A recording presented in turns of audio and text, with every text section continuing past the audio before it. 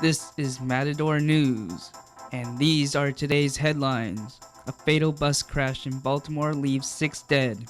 The election is 7 days away, and the polls are showing a close race. A new study shows Uber and Lyft riders have faced discrimination. Hello, and welcome to Matador News. I'm Jasmin Nevarez. And I'm Lucas Talbot. A school bus crashes into another bus in Baltimore. 6 people were killed and at least 10 people were injured. The school bus was blocks away from making its first pickup of the day, so no children were hurt. Hospital official Deborah Stein says her emergency room is busy. We are currently treating 5 patients.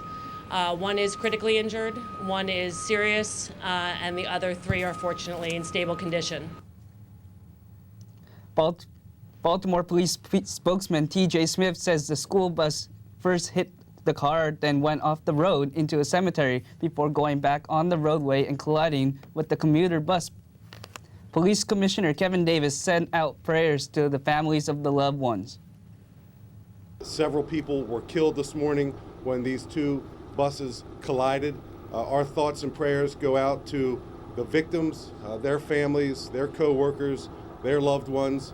Obviously, folks who are on a bus this time of the morning are working folk. Smith says an aide who was on the school bus survived the crash and may be able to help investigators find out what happened. More than 4,700 transit workers go on strike in Philadelphia just past midnight early this morning. The Southeastern Pennsylvania Transportation Authority said the strike would affect over 800,000 people who use the subway, buses, and trolley routes on a daily basis. The regional rail commuter service will be the only form of public transport in and around the city. With recent expiration of their contracts, union members asked for pension reform, health care, and wage improvements. SEPTA is hopeful they reach an agreement before Election Day. Iraqi forces are now the closest they have ever been to Mosul since launching an operation 2 weeks ago. Troops are encountering snipers, landmines, and roadblocking boulders. Experts say entering Mosul will most likely trigger the fiercest fighting seen in the offense. The battle is expected to take place on the streets and in the houses. ISIS fighters have brought millions of civilians, mostly women and children, to be used as shields. Iraqi forces took control of the village on the eastern outskirts of Mosul. Iraqi troops also raised a flag on the state TV building. According to officers, the ISIS fighters have blocked the main road between the village and Mosul with boulders and bulldozers. Troops are now in clear striking distance of the city. Los Angeles has had multiple crime scenes since yesterday. A man is shot and killed at Long Beach this morning. The victim was found in an alley between a house and an apartment. He had a gunshot wound to his torso. A woman told authorities she had been living with the victim since her husband was killed earlier this year. Last night, a Torrance police officer shot and killed a woman who was suspected of driving under the influence. Officers says they spotted the vehicle driving on the wrong side of the road. They watched it almost hit several cars. They say the vehicle had already been damaged and the airbags had been deployed. The woman allegedly tried to run over the officers. One of the officers suffered moderate injuries during the incident, and in Chatsworth, a sheriff deputy shot and killed a man who was seen stabbing his wife outside the courthouse. Witnesses say they saw the couple arguing in a car. The woman reportedly started to ask a parking attendant for help when the man started stabbing her. They said the woman was running for her life toward the courthouse while the man chased her with a knife. The woman was taken to the Northridge Hospital Medical Center. New research suggests oil drilling in Huntington Beach may have caused the 1933 Long Beach earthquake. That was the deadliest earthquake in Southern California history, killing about 120 people. After the Long Beach quake, there was more focused attention on the seismic dangers Southern California faces. Scientists say that 3 other Southern California earthquakes may have also been linked to the oil drilling. The election is a week away and the race is getting close. A new national tracking poll shows Hillary Clinton and Donald Trump are neck and neck. Trump has a slim 1-point lead over Clinton for the first time since May, according to the CNN poll. Support for Libertarian Party nominee Gary Johnson has fallen to a new low, plunging to 3% nationwide and Green Party candidate Jill Stein is at 2%. Clinton is in Florida today. She released a new ad focusing on Trump accusations and comments toward women. Donald Trump walked into the dressing room while contestants, some as young as 15, were changing. I standing there with no clothes. You see these incredible looking women. I'd look her right in that fat, ugly face of hers. She ate like a pig. A person who's flat-chested is very hard to be a 10. So you treat women with respect? I can't say that either. All right, good.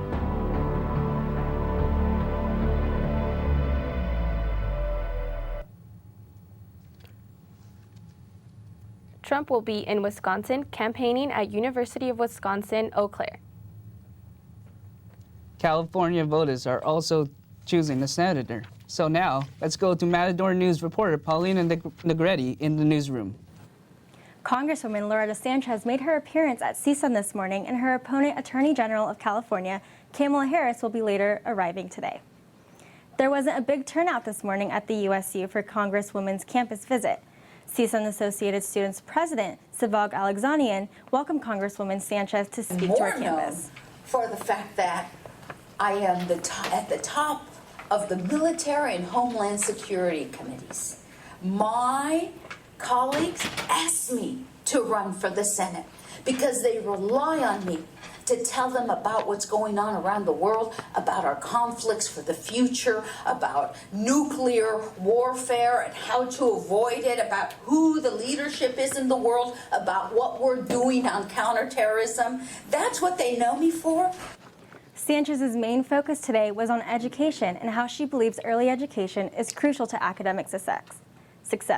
CSUN students who came to listen to Sanchez support her ideas to help college students by lowering tuition.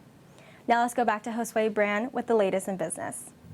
A recent study showed a racial and gender discrimination in research services. The study examined companies Uber and Lyft and the right differences between race and gender. Massachusetts researchers filmed a study the wait time for Caucasian and African American passengers. Researchers say African Americans wait 35% longer for their ride than Caucasian passengers. A study for the National Bureau of Economic Research examined about 1,500 rides. The research says drivers are twice as likely to cancel a ride if the passenger has an African American southern name. In Boston, researchers also noticed that female passengers had longer ride than male passengers. Female passengers' travel time was 5% further than male passengers with the same pickup and drop-off locations. One person is dead and 5 are injured after an explosion in the Colonial Pipeline in Alabama. The incident is causing many to worry.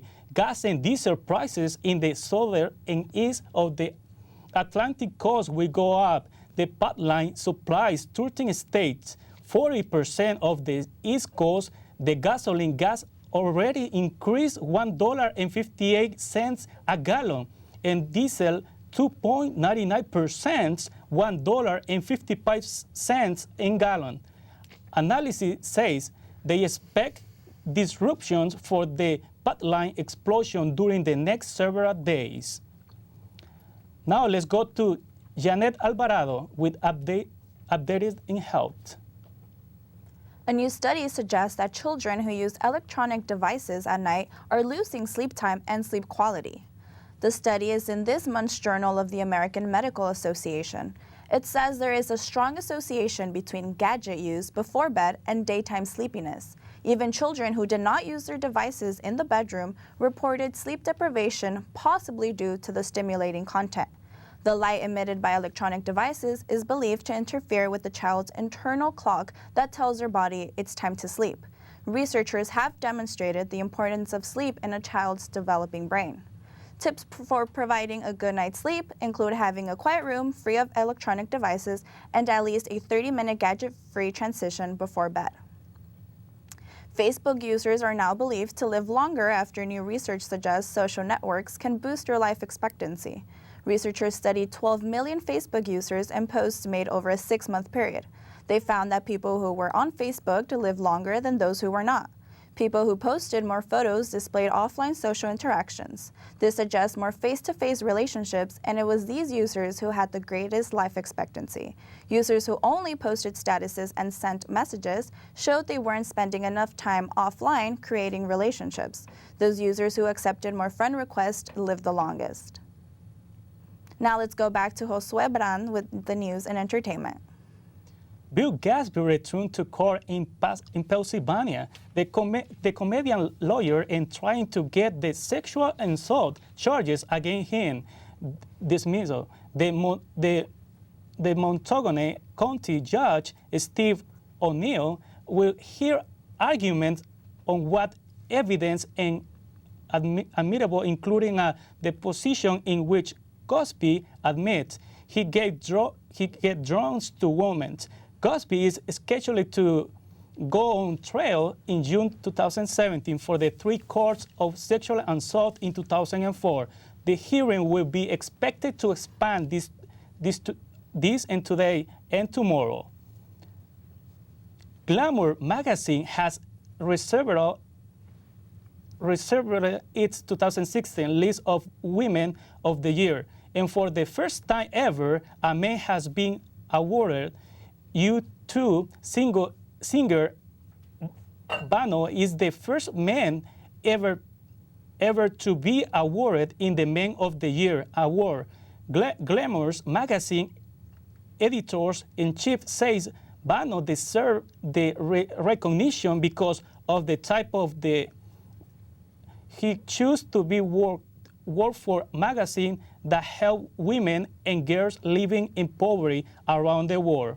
Bono launches the poverty in sexist movement for the 62 million girls who are decided and educated in the 500 million women who can read. Bono told Glamour the battle for the gender equality will not until men who are already responsible step on leave. Now let's go back to Jannette with everything in sport. One of the NBA's greatest three-point shooter retires after an 18-year career. The former Miami Heat shooting guard, Ray Allen, announces his retirement in a letter to himself on the Players Tribune. The 41-year-old has not played in the league since the 2013-2014 season. Allen, a 10-time All-Star, has won 2 NBA championships, one with the Boston Celtics in 2008 against the Los Angeles Lakers, and one with the Heat in 2013. He leads the league in three-point shots with a record of 2,997 career three-pointers, which is 413 more than anyone else. Allen says he is completely at peace with himself.